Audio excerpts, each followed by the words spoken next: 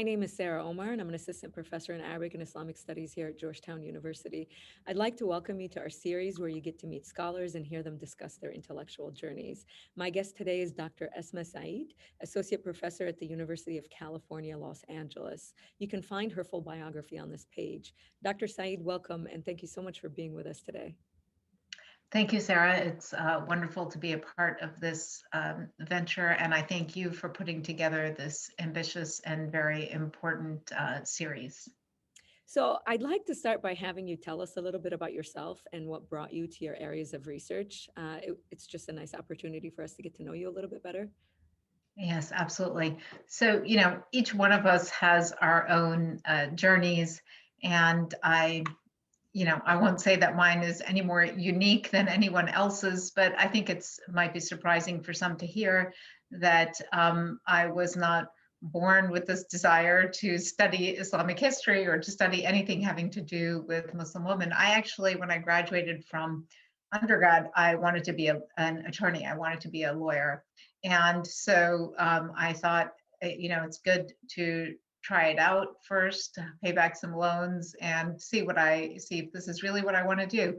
And so I actually became a paralegal in a very, very large New York City law firm, doing corporate law. And I have to say that that is where my journey to Islamic studies began, when I felt incredibly trapped. And no, I knew that I didn't want to do law, but I didn't know much else. So I threw myself into reading a lot, and what I call small independent research projects, just to escape the tedium of my day job. And there were a few works that I would say, were real turning points for me during that year, and that brought me to where I am now. And I'm just going to mention a few of them. The first actually doesn't really have anything to do with Islamic history. It was Johann Huizinga's Waning of the Middle Ages. And this is beautiful and really evocative history of 14th and 15th century France and the Low Countries, right? Belgium, Netherlands, and Luxembourg. And I just loved the way that Huizinga drew on literature, philosophy, art, poetry, and he recreated this world in incredible detail. I mean, it was a detailed description of, let's say, the piety and rituals of his subjects. And so that was a real transformational turning point for me. I thought, this is awesome. This is the kind of stuff I want to do. And there were two other works actually that were similar turning points or transformational for me. And they were both Roy Mutahideh's works, Loyalty and Leadership, and his Mantle of the Prophet. And in different ways, I mean, I think there's some overlap between Huizinga and Mutahideh in that they both aspired to recreate a time and a place in profound detail and capture what I call kind of the ethos of eras. And I knew after reading those and similar works that that's what I wanted to do.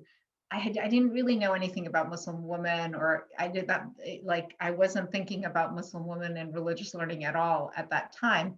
But around that time, I also heard what we might call like sort of a popular speech or a sermon about faqihat, that is female jurists in Islam. And I got very, very excited because I thought, I never heard about these. I didn't know they existed. I mean, like a lot of other people who hear about female jurists in Islamic history for the first time. But I had actually studied Arabic for quite a few years in college. And so I could then go look them up in the primary sources. And so I did. And I expected to find what I had heard in the speech in the primary sources. But of course, that's not what I found. And I found something very different. But for me, it was far more compelling. And it was the world of female hadith transmission, right? And that's actually my first book. And I aspired, in that project and in my own small way, I think, to do what Huizinga and Mutahideh had done. That is to recreate the worlds of my subjects in detail, to evoke the ethos of different eras in the best way that I could. But my challenges were really different. My evidence was far more fragmentary, And there is the second challenge that I think anyone working in this space of Muslim women will encounter, which is that um, questions of Muslim women's education, even if we're talking about early and classical Islamic history, were really difficult to extricate from contemporary politics and rhetoric.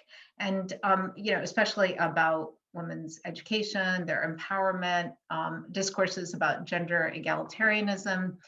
Um, and this was around the time, I was doing my first project in the shadow of the Taliban, basically. I mean, and their kind of restrictions on women's education.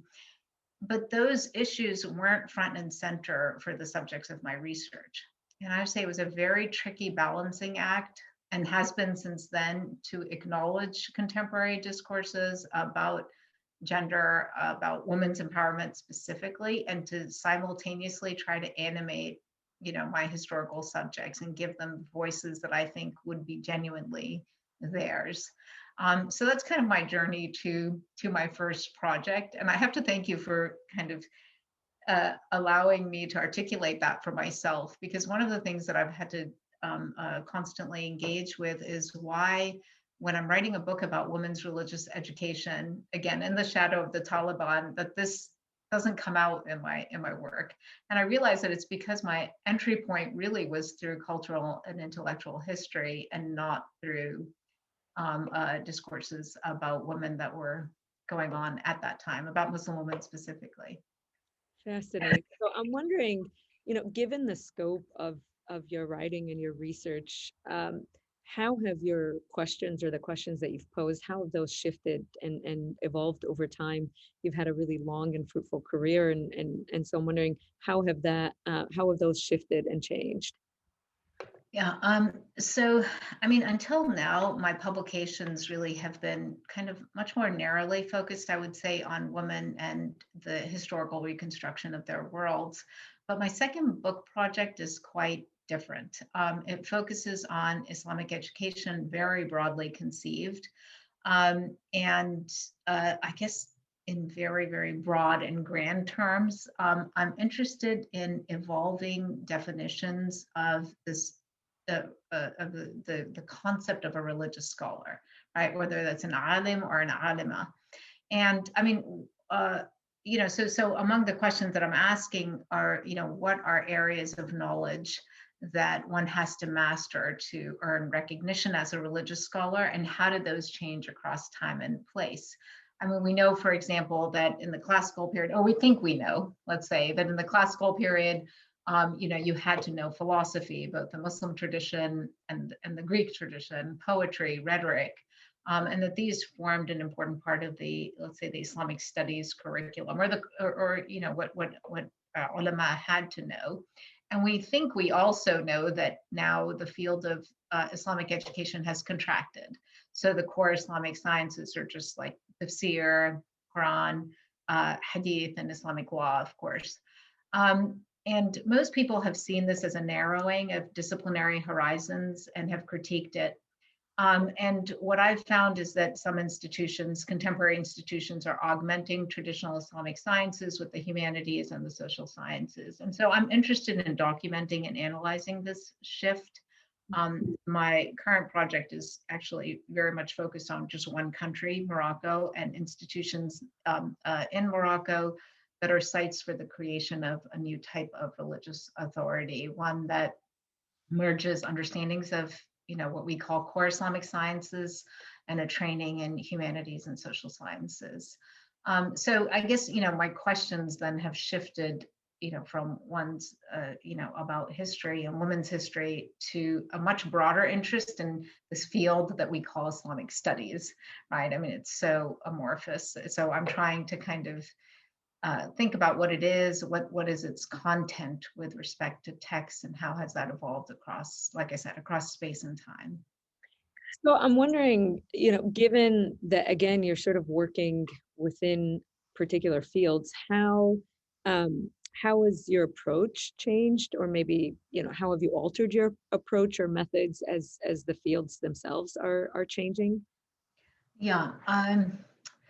So, of course, I mean, I think the fairest, easiest answer or response to this is that, earlier I was much more concerned with history and historical research, very detailed historical reconstruction, and in some cases, in some ways, I would even say microhistory in some of the articles that I've written, and some of the research I had planned to do actually after my first book project, but got diverted because I was doing it in Syria. And we know what happened. We know what happened in Syria. I moved that research to Egypt, and that didn't work out either. So anyhow, I mean, I wound up here in the contemporary period in Morocco, but so my methods really have changed into thinking a lot more about, or engaging more seriously with anthropology, sociology of education. I mean, areas that I just did not see myself becoming involved with when I started this journey. But they're fascinating. I mean, they're ultimately all my work is bound up with questions of religious authority and how that's constructed and created and perpetuated through texts. And I have to say that in my conversations with Muslim scholars in Syria and Morocco and other places, I've really come to appreciate and in a way be disturbed, but in a productive way, I hope, by how much methodologies and questions that originate in the United States, in Western Europe, are really different from those that originate in majority Muslim communities. And I think that this project has made me far more invested in drawing out what these different communities are engaging with and drawing out what we have to learn from each other through our different methodologies. And I hope that will become far more clear, at least to me and to my audience, through the work that I want to publish. And one last thing that I want to say is that even as my questions have broadened, I think, and acquired much more of a theoretical perspective, I remain very firmly committed to detailed textual analysis and philological work. I mean, that I think may have something to do with my training, which was in a very traditional Near Eastern Studies department, but I think it also has to do with the fact that over time, I've come to see that these methods, that is textual analysis, philological research, I think that any method that pays very close attention to the language of the subjects, how people are using terminology, their broader context, and how terminology is very much embedded in those contexts, that has the most potential for allowing us to represent our subjects faithfully without kind of imposing questions that may not be easily answered in different contexts onto our research. So, I mean, I think in a way that kind of brings me back to where I started with Huizinga and with Tahida, and my own desire to work as they did within specific contexts to accurately convey what we might call the desires of the subjects of my research, and to write about them in as faithful and authentic way as possible. So I hope that captures some of where I'm moving with my methodology and my questions. No, that was wonderful. Thank you so much, Dr. Sayeed, for being with us and for really sharing your intellectual journey with us. It's been such a pleasure. Thank you. Thanks again for having me.